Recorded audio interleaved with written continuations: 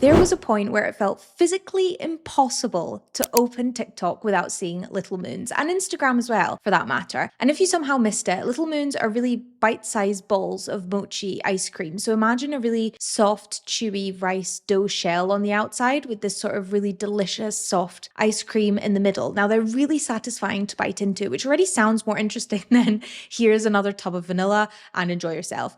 And I remember when every second video on my feed was someone dramatically walking into the freezer aisle like they were about to uncover state secrets. Then they had the bite, then the face, then the oh my God, then thousands of people thinking, well, now I need frozen mochi immediately. It was one of those really rare moments where a food product stopped being a product and became almost internet behavior, which is incredible, but also incredibly misunderstood. I'm Leonora, and this is the Full Fat Marketing Podcast, where you'll hear uncomfortable strategy truths for F&B brands that most people won't tell you, but I will. Now, virality looks like magic from the outside, yeah? Like, I'm not gonna attest to that. But when something blows up online, people love to act like it was really random. We hear it all the time. Oh, it was just luck. It was just timing. It was the algorithm having like a really funny 5 minutes. But viral products usually have what I like to call ingredients, mind the pun. Not literal ingredients, although in this case, yes. I mean ingredients like visual appeal, curiosity, easy reactions, really solid social proof, something people want to copy immediately, low effort to understand as well to the consumer. And Little Moons had literally all of them. You could understand it instantly. Really soft, chewy outside, delicious ice cream inside, cute colors, different texture. Even the packaging was really, really nice. And of course, it had that really interesting bite, yeah? So it was like a texture that not many people had experienced outside of, say, like maybe Japan. Now, you've got to remember that the internet rewards things people can grasp in seconds, not after almost like a carousel or six-sided explanation. The thing with Little Moons is that people were not just buying dessert, they were buying almost like participation. And that's the big difference here. People did not just want mochi, they wanted to be a part of the moment. They wanted to try something that everyone was trying, to post the thing that everyone was posting, to really have the opinion on the thing that everyone was discussing at the time. And that social energy can move products incredibly fast and get them to sell out really fast, way faster than traditional ads for that matter. Seeing thousands of people try something feels way more convincing than a brand simply saying, "Oh, please enjoy our frozen innovation." You know, no one's gonna no one's gonna go try it. This really creates that trust beyond belief and, of course, curiosity, which then leads to that conversion as well.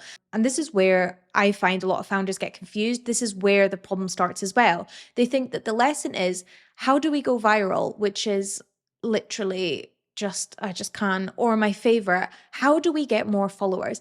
And I just hate this. So many meetings with founders, and that is legit their first question the minute we sit down. How do we get viral? How do we get more followers?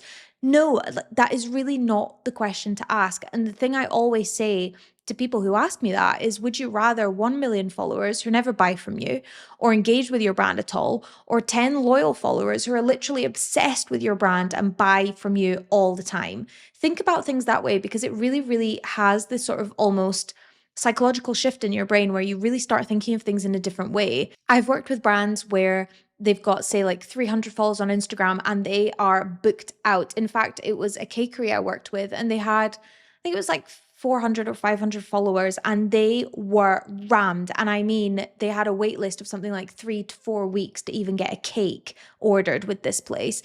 And then I've worked with people who have had like 2 million followers and they struggle with engagement, they struggle to get footfall, they struggle to get people through the door, they struggle with literally everything and never get online orders, you know? So I've really seen both sides, and it's really, really important to acknowledge that this is an actual thing, you know? This obsession with becoming viral, this obsession with getting all these followers is not necessarily going to reflect in your business itself. It does also not mean that your business is going to go from maybe not making many sales to suddenly being like an everyday bestseller. That is really not the case, and I couldn't drive that home enough. And ultimately, virality is really not a strategy strategy. It's an outcome of posting something. The smarter question is, what makes something easier to post about? Now, that could be like surprise, novelty, status, humor, strong reactions, visual satisfaction. If your product has none of those things, posting more videos of, say, like your founder speaking into the camera without it being very engaging is unlikely to save the day, respectfully. And the thing is, getting attention and then keeping customers are two very different skills. One gets that first purchase, the other builds a business. Loads of brands can create a spike. Far fewer can turn that spike into repeat purchase, habit, loyalty, emotional attachment, long-term relevance. Novelty really gets you tried, but meaning behind that gets you remembered. And the right system gets you bought again. And so many brands don't actually prepare for this side of things. They ride that virality wave, convinced it will never stop. Newsflash, it will. And you have to be ready to continue being relevant and build your own wave on the back of that. But this is where Little Moon's story gets really, really interesting. After their huge viral moment, the business later faced serious financial pressure. Reported losses ran into tens of millions, and their major factory in Kettering in England was actually closed. Their sales dropped from their really earlier highs, and jobs were put at risk as the company restructured as well.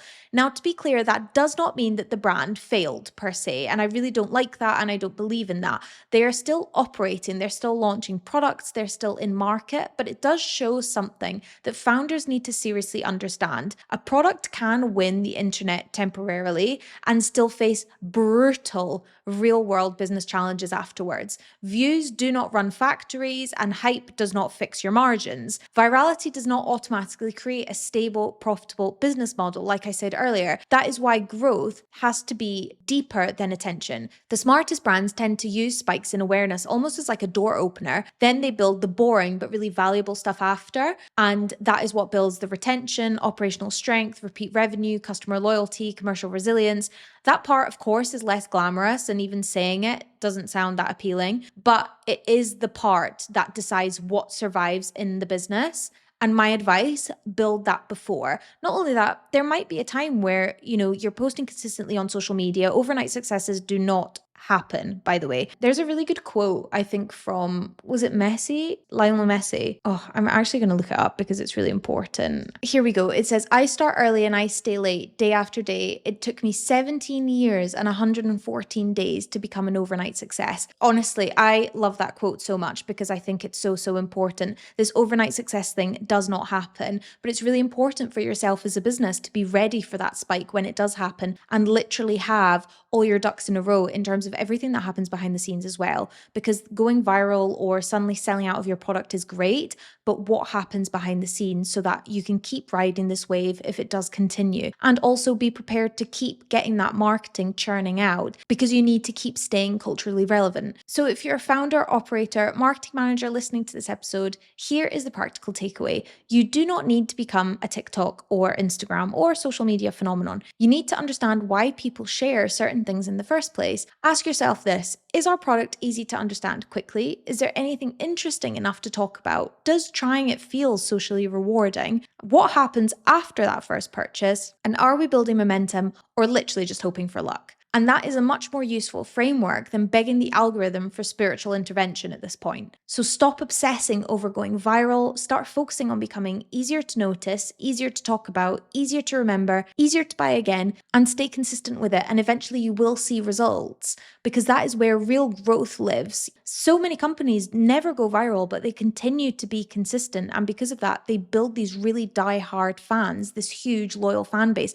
That is what you want from any brand, any business. That is the key, to have that community and have that fan base, not over having 5 million views and you literally get an order through the door. That's really not what we're wanting here. You don't want an exciting week where your notifications look fantastic. You want consistency. And that's the full fat version. Now, tomorrow I'm talking about the real reason customers ignore your content. And no, it's not because of the million excuses you've already told yourself. Thank you for listening. And remember, you can listen to Full Fat Marketing Podcast wherever you get your podcasts, with new bite-sized episodes released daily from Monday to Friday. You can thank me later for that. Oh, and before you go, if you enjoyed this episode, please leave a rating and a review, as it really helps more people find it. See you tomorrow.